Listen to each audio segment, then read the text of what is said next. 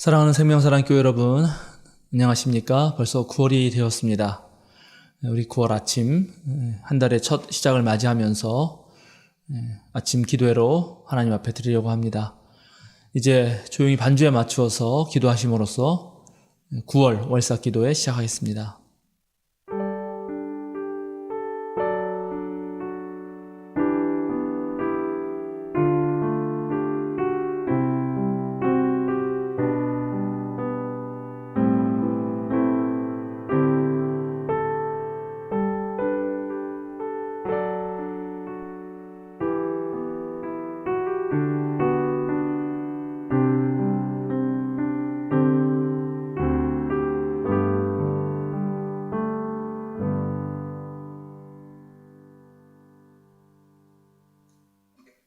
거룩하신 하나님, 우리가 기도할 때마다 하나님 앞에서 정직한 백성으로 살아가는 법을 배우게 하시고 모든 소유와 욕망을 부단히 포기하는 법을 익히게 하소서.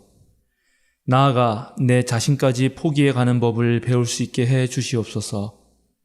하나님의 품에 모든 것이 있음을 깨달아 내 스스로가 움켜쥐는 일이 없게 하소서. 하나님의 뜻에 위배되는 모든 불의와 악과 자리를 같이 하지 아니하고 모든 악에서 떠날 뿐만 아니라 옳지 않은 것은 배격하며 죽음의 세력에 대해서는 분노를 느낄 줄 아는 우리가 되게 하여 주소서. 거룩한 하나님의 아들, 딸로서 거룩함을 유지하며 하늘나라의 시민으로서 품위를 지키게 하여 주소서. 예수 그리스도의 이름으로 기도드립니다. 아멘. 함께 찬송가 502장 빛의 사자들이여 찬양하시겠습니다.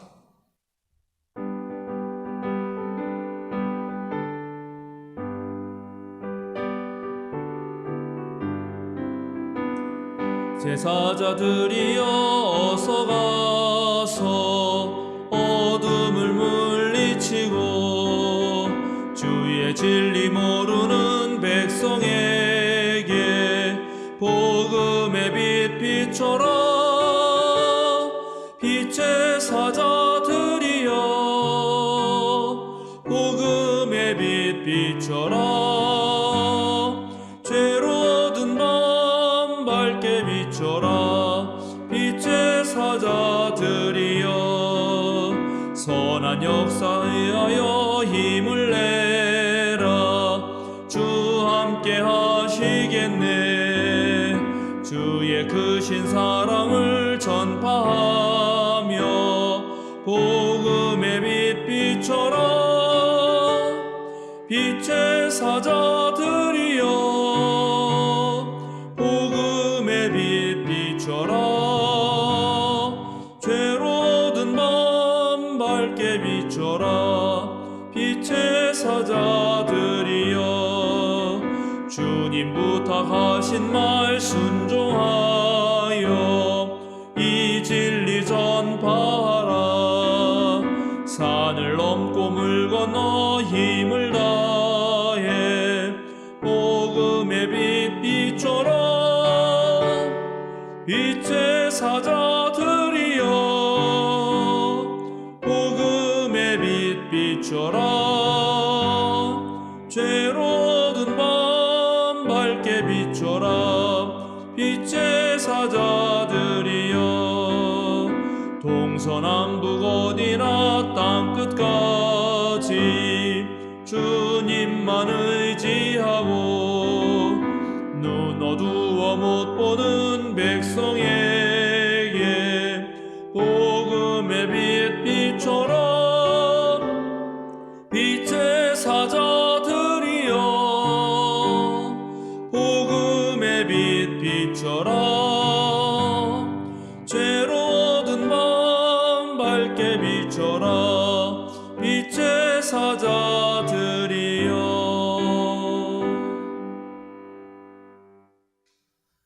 네, 오늘 우리에게 주시는 성경 말씀은 로마서 12장 1절에서 2절 말씀과 사도행전 1장 6절에서 11절 말씀입니다.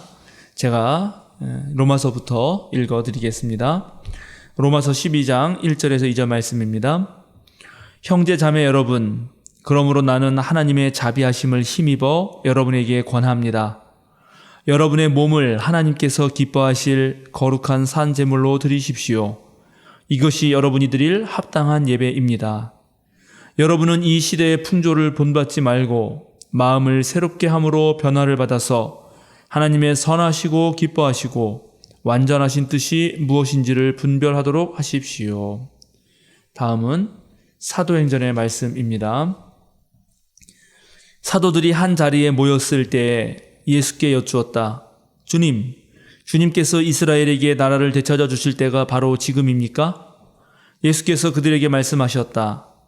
때나 시기는 아버지께서 아버지의 권한으로 정하신 것이니 너희가 알 바가 아니다. 그러나 성령이 너희에게 내리시면 너희는 능력을 받고 예루살렘과 온 유대와 사마리아에서 그리고 마침내 땅끝에까지 이르러 내 증인이 될 것이다. 이 말씀을 하신 다음에 그가 그들이 보는 앞에서 들려 올라가시니 구름에 쌓여서 보이지 않게 되었다. 예수께서 떠나가실 때에 그들이 하늘을 쳐다보고 있는데 갑자기 흰 옷을 입은 두 사람이 그들 곁에 서서 갈릴리 사람들아 어찌하여 하늘을 쳐다보면서 서 있느냐?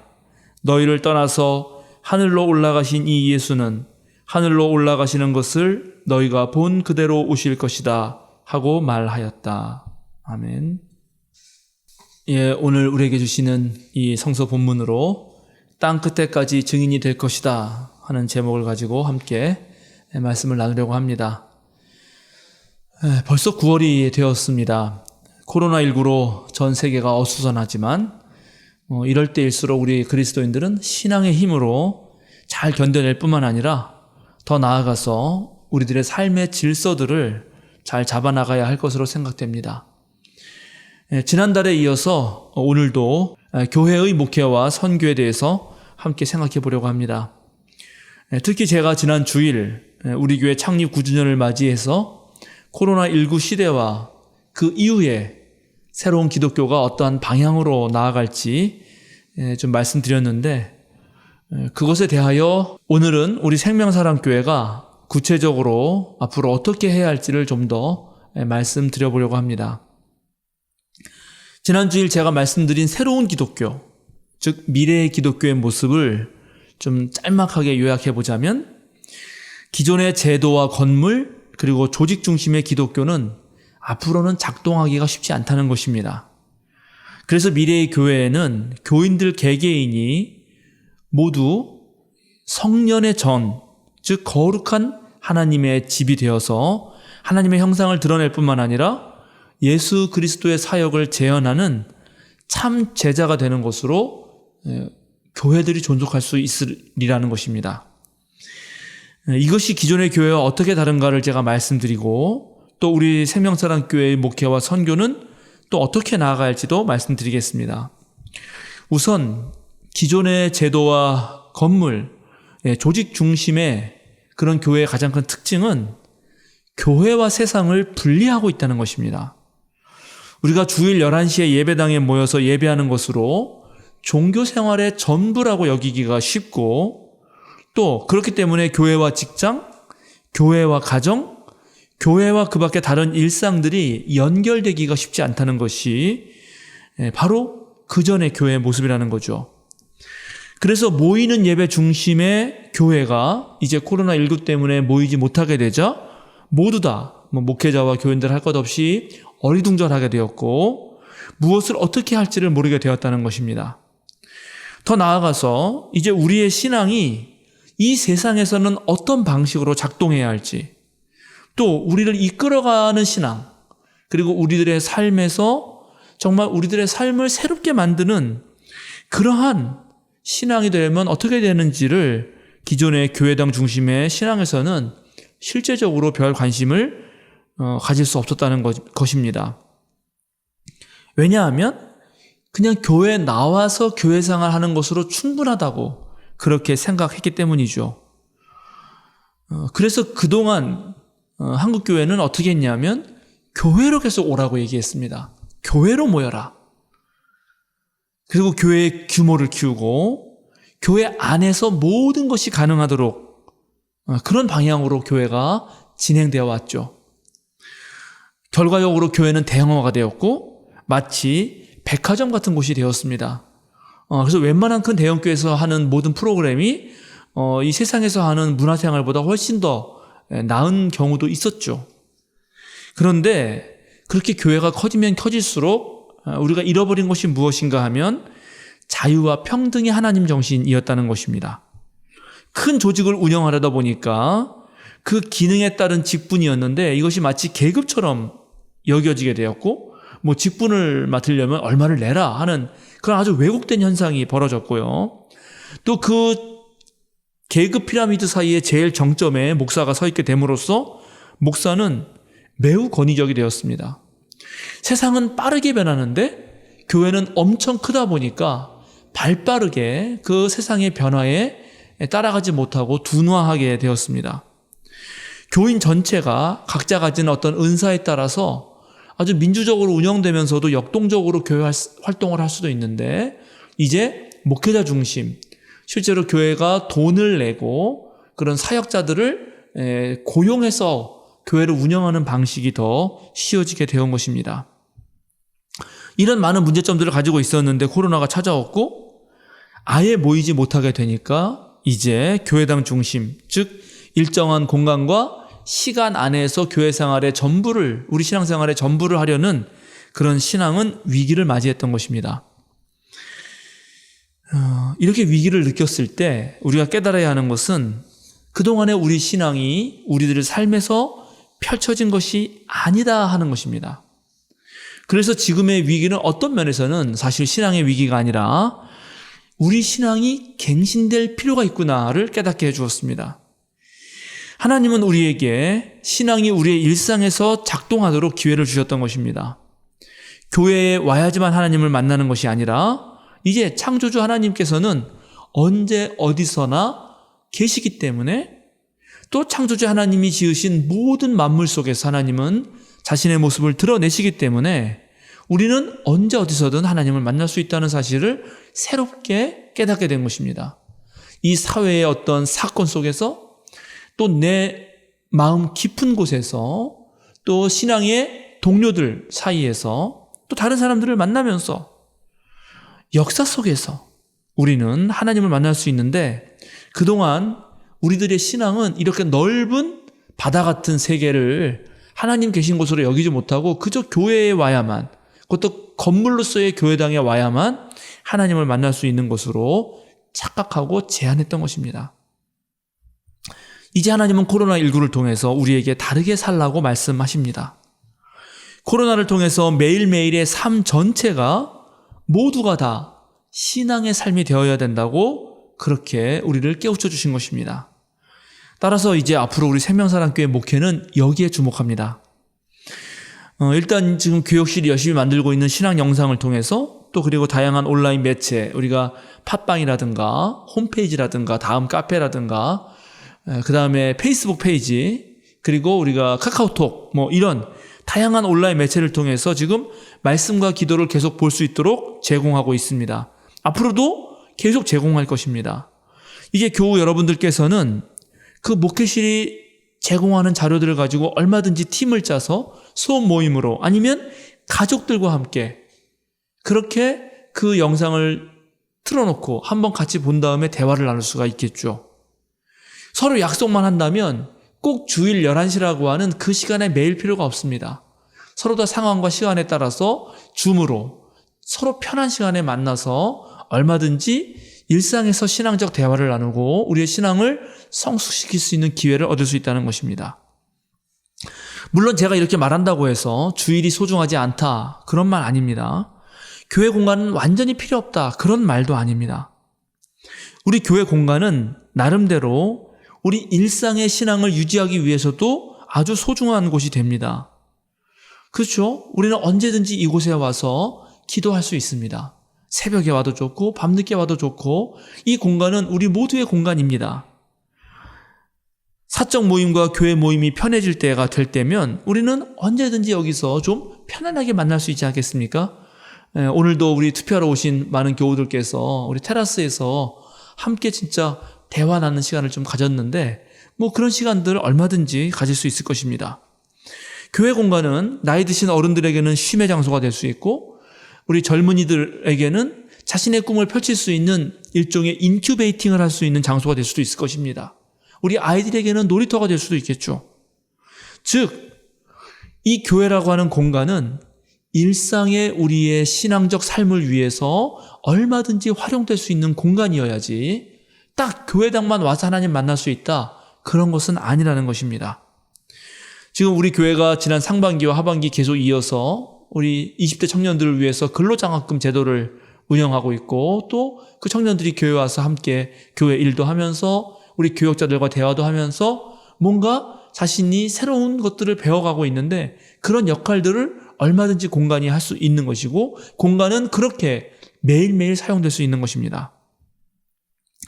오늘 우리가 읽은 로마서의 말씀은 우리들의 몸을 하나님께서 기뻐하실 산 제물로 드리라, 이렇게 말하면서 이제 여러분 마음을 새롭게 하고 변화를 받아서 하나님의 선하시고 기뻐하시고 완전한 뜻이 무엇인지를 분별해라, 이렇게 말하고 있습니다. 바울 사도가 2000년 전에 로마의 교인들에게 하신 그 말씀이 주일날 11시에 교회 가서 생각하라, 그런 말씀 아니지 않습니까? 우리 삶 전체를 제물로 드리라는 말씀이고, 매 삶의 순간순간에 하나님의 뜻을 분별하라고 하는 것입니다. 그러니까 실제로 내가 신앙인으로서의 정체성을 가지고 매 순간을 하나님 백성으로 살라는 것이었습니다. 또 우리가 읽은 사도행전의 말씀은 예루살렘과 유대와 사마리아와 그리고 땅 끝에까지 이르러서 예수 그리스도의 증인이 되라고 말씀하십니다. 이 말씀을 오늘날로 풀어서 재해석해보자면, 자신이 익숙한 곳으로부터 시작해서 낯선 곳으로 나아가고 마침내는 그 어느 것도 빠짐없이 주님의 복음이 전파될 때까지 우리는 증인이 되어야 한다는 것입니다. 그동안 건물 중심의 교회는 이 말씀에 충실하지 못했습니다. 왜냐하면 이 세상 구석구석으로 찾아가는 것이 아니라 자꾸 교회로 나오라고만 그렇게 말했기 때문입니다. 이제 우리는 다시 생각해야 합니다. 제가 지난주에 말씀드렸지만 바로 교회당은 저와 여러분 자신입니다. 우리가 있는 곳, 한두 사람이라도 예수님의 이름으로 모인 그곳이 교회입니다. 거룩한 영을 지닌 사람들이 어디에든 모여서 함께 의논하면서 기도하면서 말씀을 읽어가면서 이 세상을 하나님 나라로 바꾸러 가려고 노력할 때, 바로 그 자리 그 순간 거기에서 교회가 매번 탄생하는 것입니다. 지난 주일에 강조한 것처럼 9월을 시작하는 이 아침 또 한 번 강조합니다. 저와 여러분 자신이 교회입니다. 여러분이 가는 곳마다 주님의 복음의 씨앗이 뿌려져야 합니다. 씨앗을 뿌리는 곳에서 멈추지 말고 그것에 물을 주고 잘 양육해야 합니다. 그런데 여러분 스스로가 한번 교회가 되어서 복음의 씨앗을 뿌리고 예수님의 증인으로 살아가려고 시도해 보시기 바랍니다. 그러면 당장 내가 복음의 씨앗을 어떻게 뿌리지? 이 뿌린 씨앗을 어떻게 자라게 해야지? 그런 어떠한 장애물에 부딪힐 수가 있을 것입니다. 그리고 그 과정에서 내가 좀 부족하구나, 이런 것이 더 필요하겠는데 하는 생각이 들 것입니다. 그때 여러분은 바로 21세기 현대인의 몸의 일부라고 할 수 있는 휴대폰을 켤 수가 있겠죠. 그리고 거기서 우리 세명사랑교회 목회실이 제공하는 다양한 신앙 영상을 통해서 다시 한번 배우고 내 자신의 신앙을 점검해 갈 수 있을 것입니다. 물론 그렇게 하다가도 어려움에 봉착하고 이해가 안 되는 것이 있으면 얼마든지 목회실에게 와서, 우리 목사들에게 와서 질문을 할 수 있고 대화를 나눌 수 있을 것입니다. 그럴 시간이 안 되면 댓글로 바로 그 자리에서 뭔가 의견을 달 수도 있을 것입니다. 이렇게 기존의 교회당, 기존의 직분, 기존의 모든 조직은 실제로는 매우 일상적인 우리들의 삶에서 신앙이 드러나기 위해서 사용되어야 하는 것입니다. 사랑하는 세명사랑교회 여러분, 그리고 우리 세명사랑교회 목회에 참여하고 계시는 전국의 성도 여러분, 여러분은 바로 여러분이 계신 그 자리에서 주님의 증인이고, 그리고 여러분이 교회입니다.